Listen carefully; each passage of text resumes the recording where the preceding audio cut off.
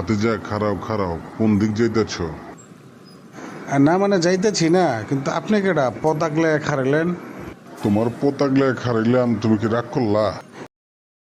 না রাগ করি নাই, আপনি মুরবি মানুষ খাড়া করলেন। আচ্ছা কি কইবার লাগছেন কন শুনি, কে লে খাড়া করলেন? আচ্ছা ভাতিজা, আগে কও তোমার নাম কি? আবার নামও কন লাগবো নি? আমার নাম গ্যাঞ্জাম জলিল। নাম জিজ্ঞেস করছি দেখে কি রাগ করলা? না রাগ করি নাই, আপনি মুরবি মানুষ, নাম জিগে বেরি পারেন।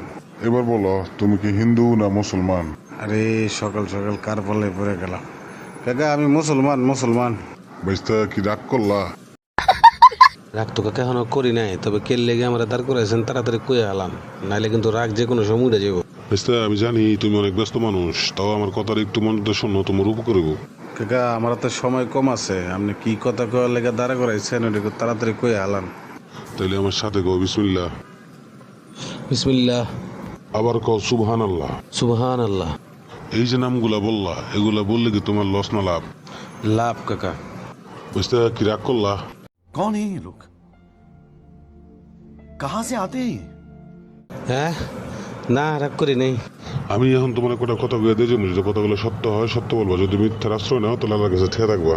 তুমি নেতার গাড়ির আগে দৌড়াও পিছে দৌড়াও, কিন্তু নেতার সহ পড়ো না, কথা ঠিক নেই।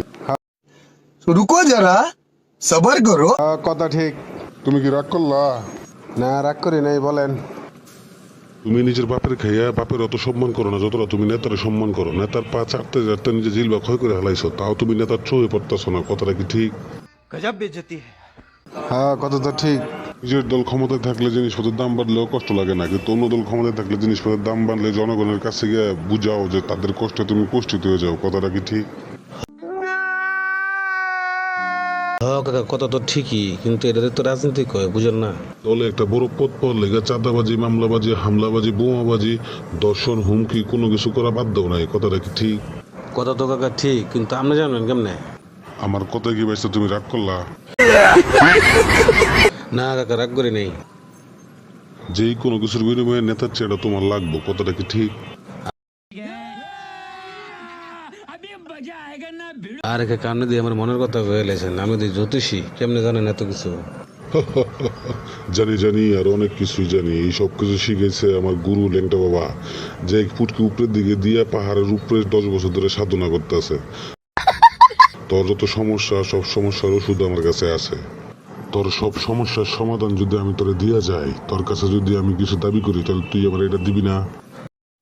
अच्छा হ দিমু, মানে অবশ্যই দিমু। বেস্তা কি রাগ করলা?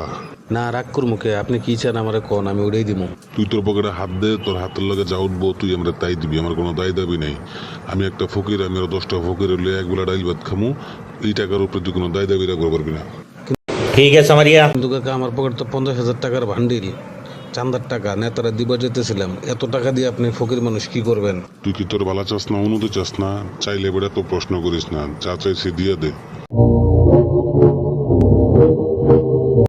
টাকা দিছ সেইলো ওষুধ, এই ওষুধ দিলে সোজা সামনের দিকে তাকে হাইটে যাবি গা, পিছের দিকে একবারও তাকাবি না। যদি তাকাস তাহলে ওষুধের কাজ করবো না।